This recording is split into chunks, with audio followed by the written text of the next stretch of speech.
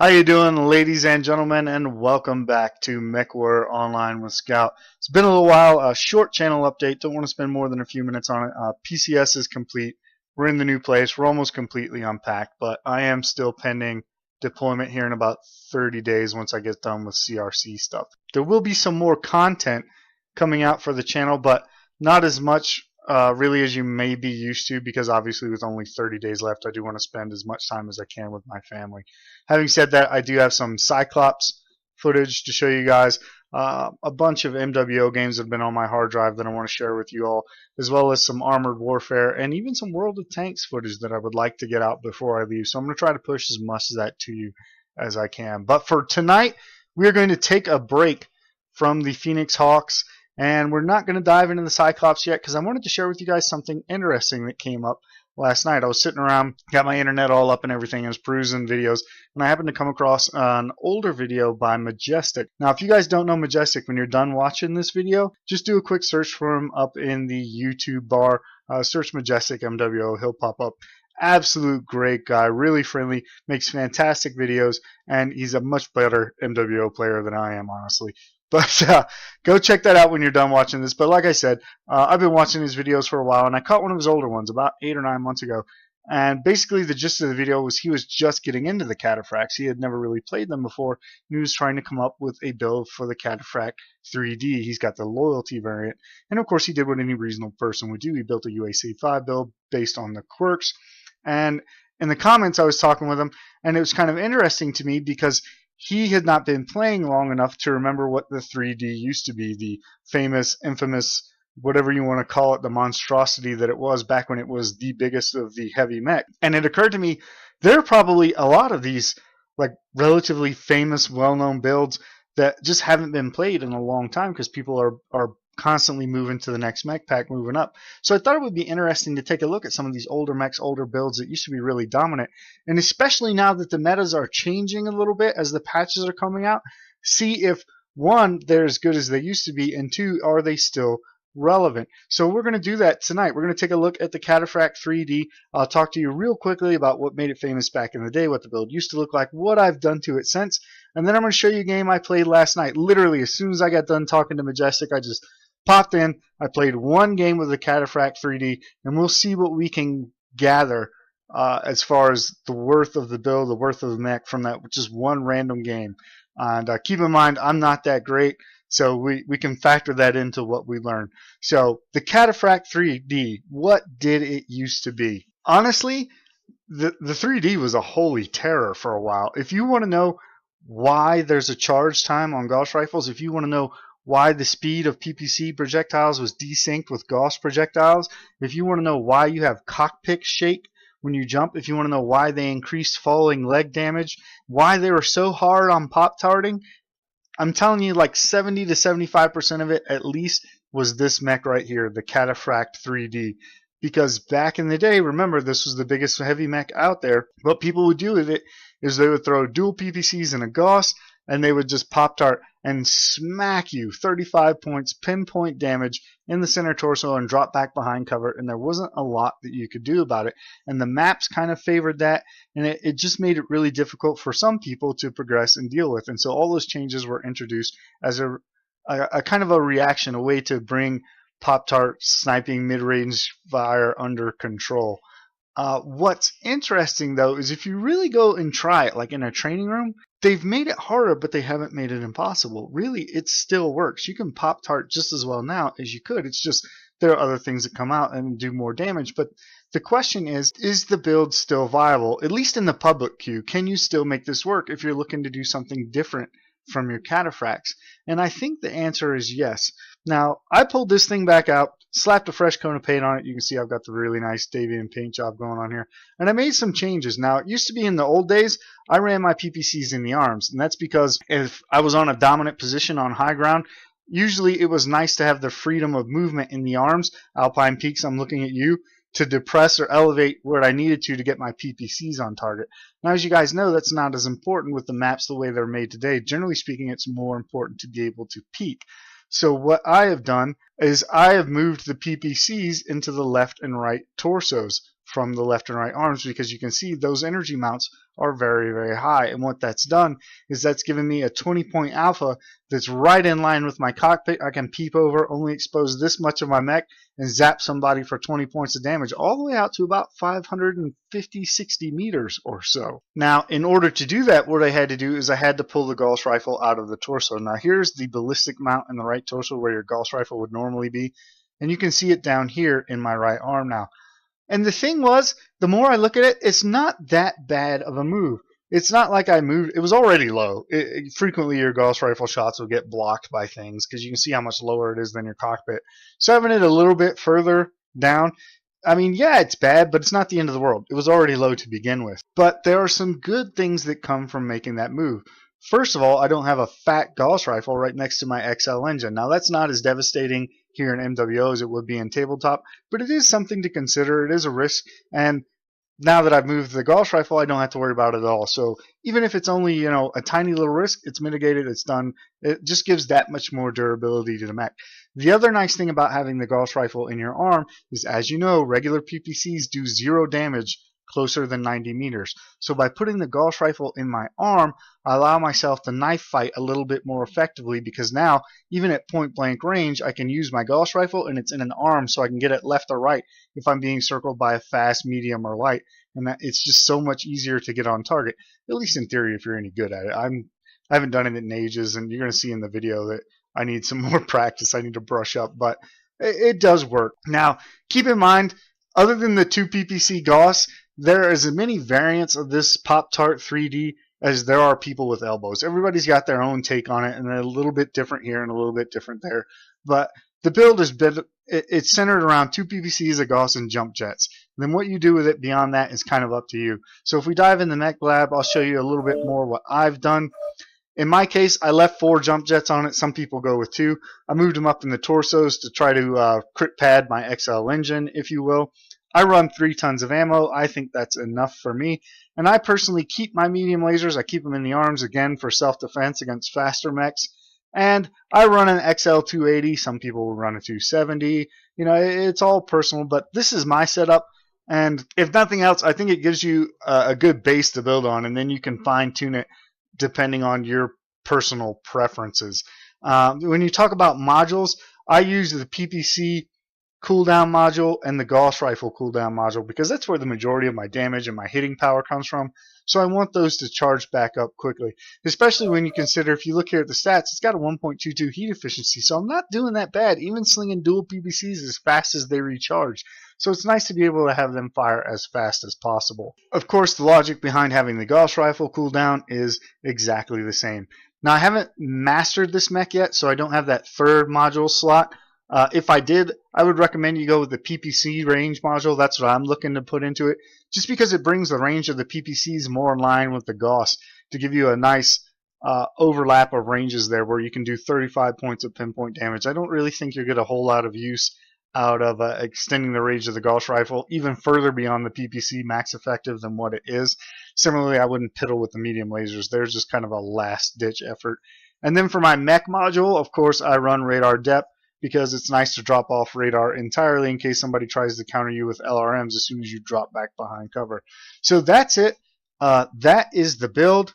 And the question is it as good as it used to be? Is it still competitive today, at least in the public queue? So what you're going to see now is just, again, one match. I literally got off the comments with Majestic. I was thinking about it a little bit, and I loaded this thing up, slapped my new paint on it, moved my weapons around, and took it out. And this is the result I got. Keep in mind, I haven't played for like a month now, and I haven't played this build, let alone a Gauss rifle, in ages. So let's take a look at that footage and see how this mech fares. Reactor online. Sensors online. Weapons online. All systems nominal. Alright, so here we go. One test round and the Cataphract 3D. Let's see if this thing is as good as it used to be. I'm going to run over here and cap this point right quick. Pretty lucky on the choice of map.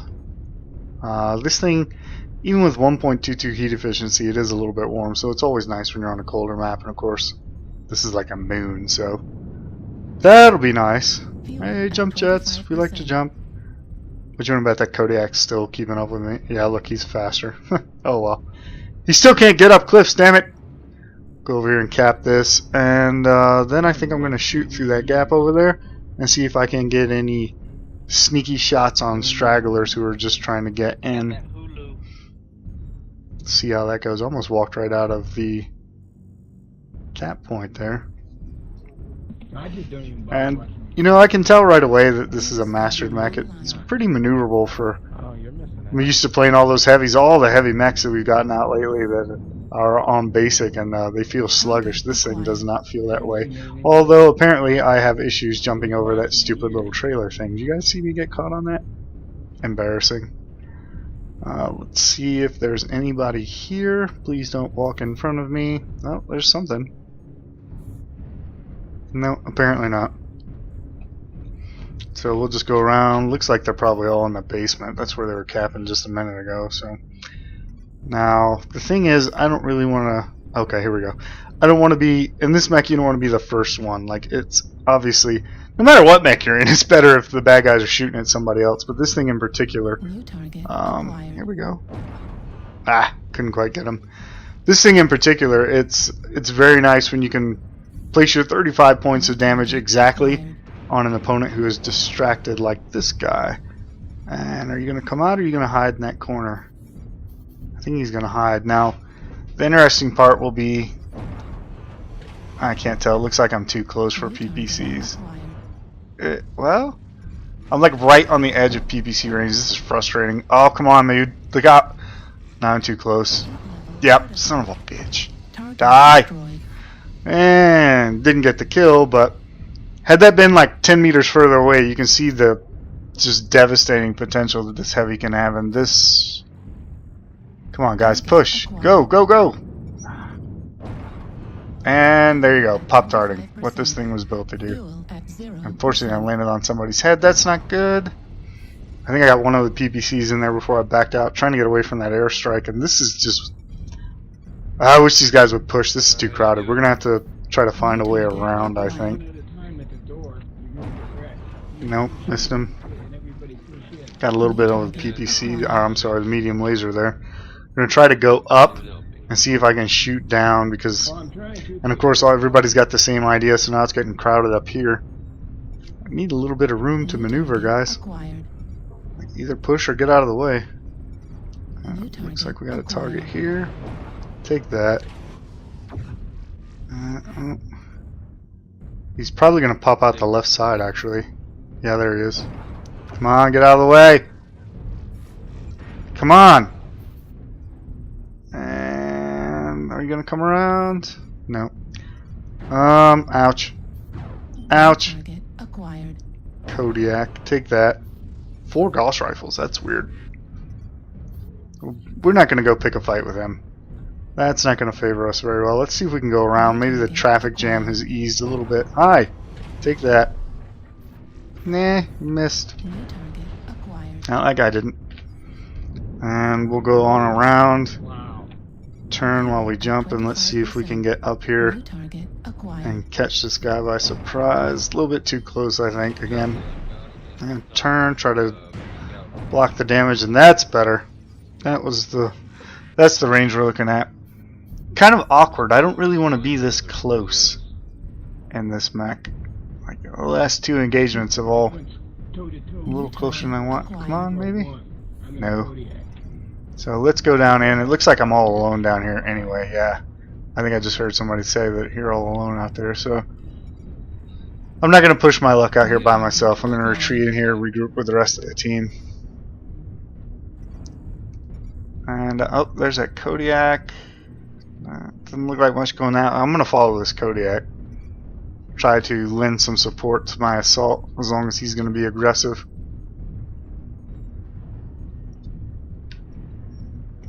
Hopefully I don't get popped in the back coming out of here. I don't think I will. I think if there's anybody there, they'll be more concerned with that Kodiak. Looks like he's found somebody. And we're going to pop tart as soon as we get up here. There you go. That's what this thing was famous for back in the day. Now I did that wrong. I should have charged the Gauss rifle and slung that too.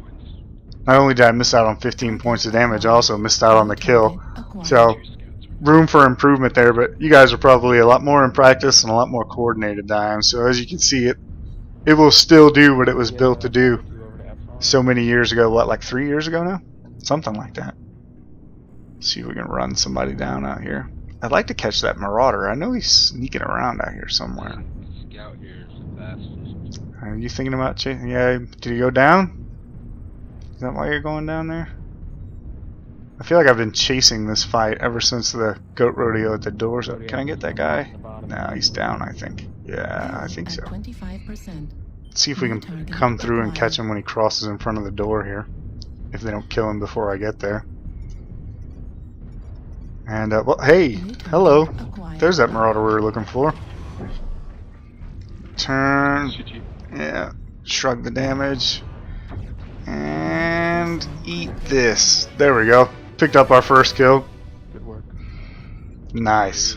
Still a little bit closer than you really want to be fighting in this mech, but as you can see, if your opponents will hang out at like 90 to 100 meters and not close with you, you can do some vicious things to them. I'm going to circle back here and cap this point. I just realized how far behind we are on points. But yeah, you really want to be at really ideally like 250 meters or so. You can get your medium lasers going in there too, but failing that, this didn't really go the play I planned. I thought there would be some kind of standoff up there on the dish, which would play right into the strengths of this thing, peeking up over ridges and ramps and whatnot, but unfortunately it didn't go that way. And now looks like I'm all alone again. So is that guy on the left all by himself? I don't see anybody, so let's go left. No, he's got some buddies too. I need to find some friends. I've somehow gotten left behind again. Acquired. Derp derp jump.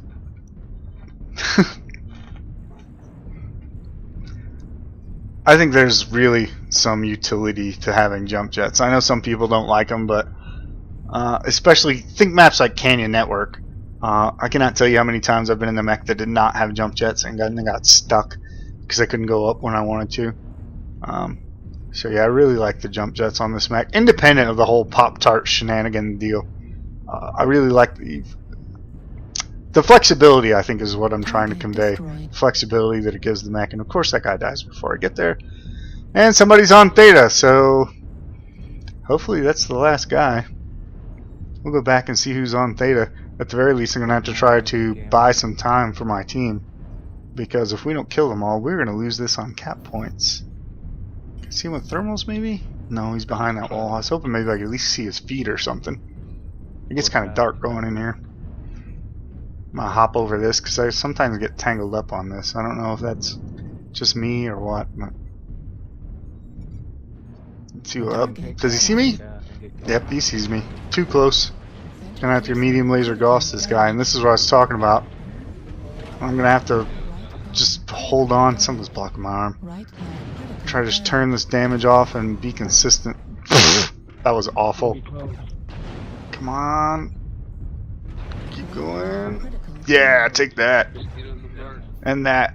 You can see the Gauss rifles. Ah! I got my feet tangled up. The Gauss rifle and the medium lasers in the arm is really handy in situations like this guy. This guy's making a big mistake. He ran away from me. He should have stayed close. I would have... Jesus, come on. I would have struggled to deal with him at point blank range like that, but by opening up like this, yeah, that's what happens right there. If you open up on a mech like this, if you open that engagement distance, you're really playing into his strengths. Unfortunate mistake by that guy, because I really think if he'd have stayed in there vicinity of the cap circle with me, he'd have kicked my butt. And there you go, the results for this round. Not the most amazing win in the world, but considering I haven't played in like a month and haven't played this thing in ages, pretty convincing. I think it definitely shows that this mech is really still competitive, at least in the public queue. Pretty hard to argue with 600 points of damage, 2 solo kills, 3 kills most damage dealt by a scrub like me. Granted, it's a one-off game, but you guys are better than I am, so you get the picture.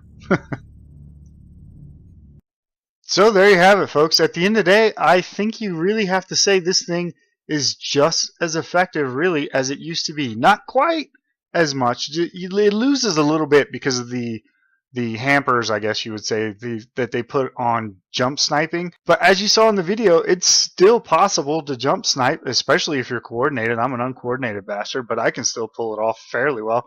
Most of you guys probably don't even notice the changes. I think what has happened is that this mech is as effective as it used to be. It's just not as dominant as it used to be. In other words, other mechs have come along that can also pull this trick off just as well, maybe even better. You could make a case that the Marauder 5M or the Bounty Hunter are just as good as this thing, maybe even better. I would argue that this thing still has a place. It's 70 tons, not 75. And especially if you look at the cataphract line, you got the 1X and the one that you have to pay money for that's got ECM. Those are both AC-20 medium laser type builds, sort of. You've got the 4X and the Ilya Muramets. Those are all DACA builds. People will do DACA builds with the other cataphracts.